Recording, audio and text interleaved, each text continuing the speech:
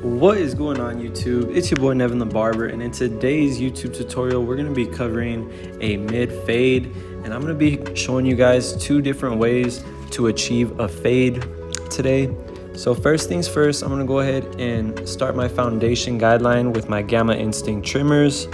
And like I said, since this is going to be a mid fade, I'm going to make sure I don't bring it too high on the sides, and I'm going to keep it right at the occipital bone on the back of my client's head.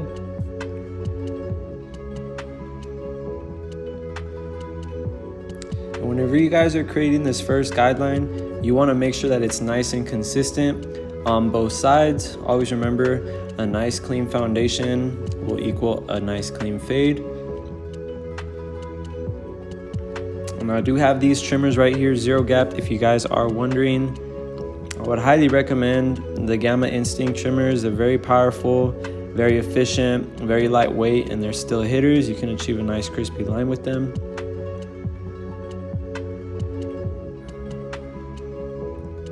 And like I said, I'm going to be keeping that guideline right at the occipital bone in the back.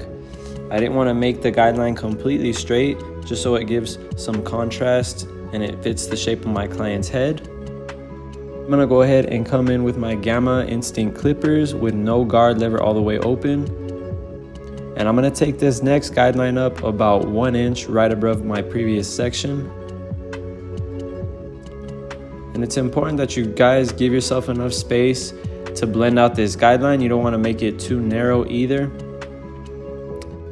I feel like about 1 inch is a good length for you to blend out that guideline. And little by little, I'm just going to start closing the lever on my clippers. And when I do this, I'm going to be sure to shorten my cutting stroke as well, just because every time you guys close that lever, it is going to be getting cut at a shorter length.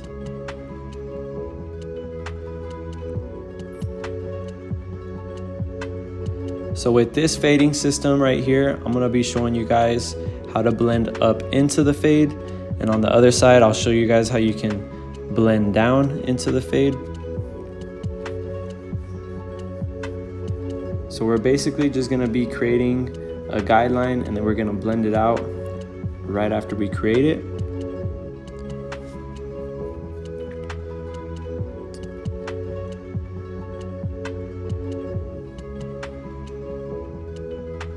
And these Gamma Ergo clippers right here are zero gapped as well.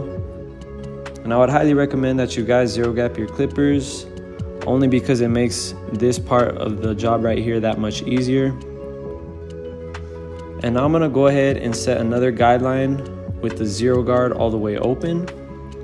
So this is cutting the hair down to about a short 0.5 length. And I'm gonna blend out that guideline using my 1.5 guard all the way open, just flicking up into the parietal ridge. So with this guard right here, it's basically blending up into the crown area. And then with the next guard, that's gonna be the guard that really makes the fade blurry and stand out. And right here, you guys can see that I'm doing some clipper over comb while still keeping the 1.5 guard on. And I like to do this just to maintain some of the length on the sides, but it still, creates a nice flush cut along the temple area. And now I'm using my blur guard with the lever all the way open. And this is now cutting the hair down to a 1.5 guard length. And I'm just gonna slowly start closing my lever and flicking out that last middle guideline. So this is basically going to be the final step in this fading system right here. You're just connecting the 0.5 into the 1.5 guard up into the clipper over comb. And you really want to pay attention to the growth pattern of your client's hair whenever you guys are doing this, just because some of your clients may have hair growing in different directions.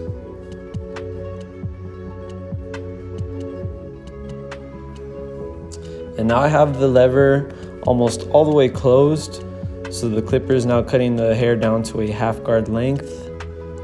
And I really like this blur guard right here, just because, like I said, it can stretch up all the way to the 1.5 guard length, which is really efficient when it comes to fading, because the fade does happen from the 1.5 down to the 0.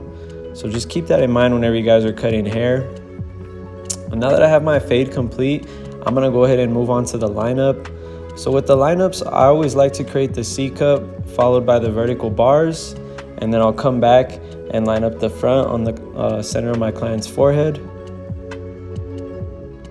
And I really like doing it this way because you don't have to find yourself struggling where the line goes. You can get a nice clean crispy edge up while keeping it at the natural line if you guys line up the C cups, like I said, followed by the vertical bars first. And if you guys have learned anything in this tutorial so far, please be sure to hit that like button and subscribe to my channel if you haven't already. I do drop weekly barber tutorials, just trying to drop free gems and help anyone in the industry that I can. And I do appreciate all of my subscribers. So if you guys are tuning in, thank you so much. I appreciate the support. And if there's any other tutorials you guys want to see, feel free to drop them in the comments and I will get them out for you guys. And now I'm going to go ahead and do some razor work now that I have the fade complete.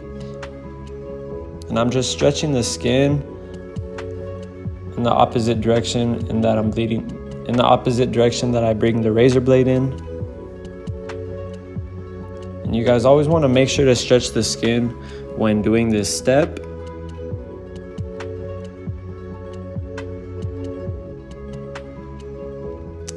And I'm going to come back with my Gamma Ergo clippers one more time just to detail out any last dark areas that I see in the fade. I always like to come back and detail my work, just ensuring that I could get the blurriest cut possible. And not only will your client appreciate this, but it will increase your chances of retainment. So never be afraid to really just go back and detail your work. And now that I have the left side of the fade complete, I'm gonna go ahead and show you guys a different fading system on the right side of my client's head. So to start off the fade, we're basically gonna start it how we started the other one, creating our first initial guideline with the trimmers. And it's very important that you guys make sure that this guideline is proportioned and symmetrical to the one on the opposite side of your client's head.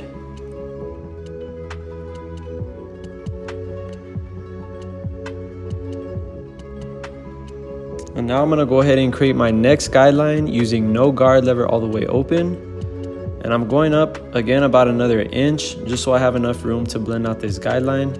And instead of me blending it out right away, I'm going to go ahead and set another guideline right above it with the 0 guard all the way closed, followed by clipper over comb with the 1.5 guard. So with this fading system right here, we're basically just going up, setting our guidelines in, and then we're coming back down to blend each one out. So right now I'm just blending up into the parietal ridge using the 1.5 guard all the way open, and that's after I've already done some clipper over comb. And now I'm gonna go ahead and work on that bottom section using no guard lever all the way closed, and I'm just flicking out that guideline with a very short cutting stroke.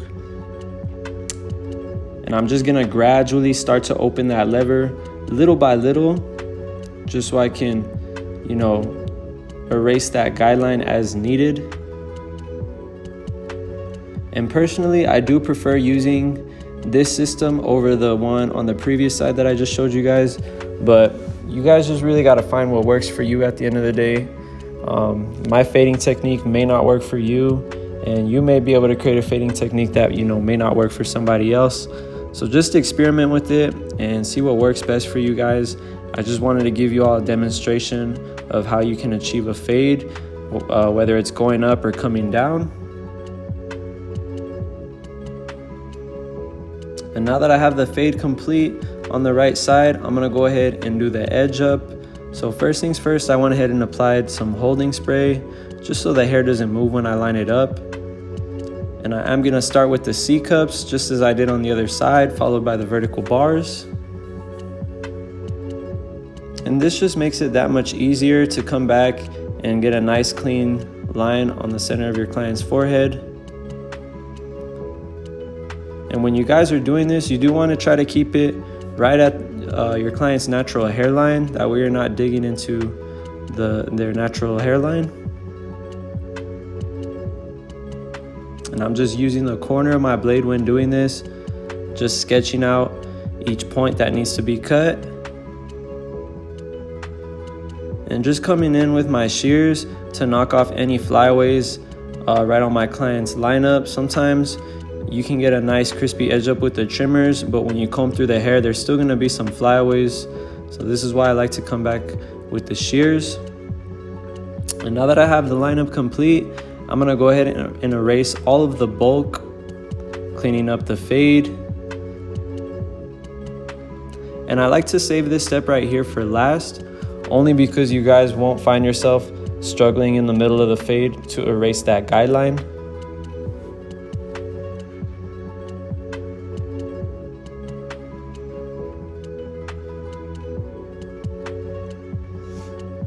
And now I'm gonna go ahead and do some razor work.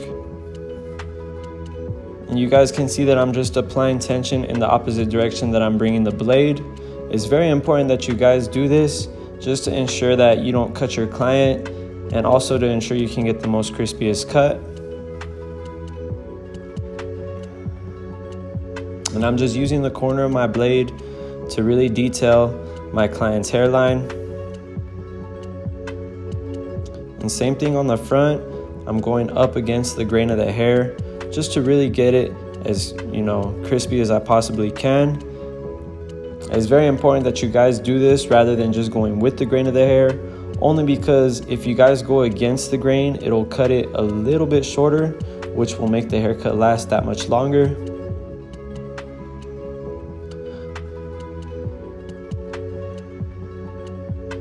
And you guys can see how much more crispy my client's hairline looks after I've hit it with the razor against the grain. And now I'm gonna come in with my Bronze Series 9 shaver just to ensure that all of the stubble is cut down to the skin. You guys really wanna try to get the cleanest transition possible from the skin to the stubble into the hair.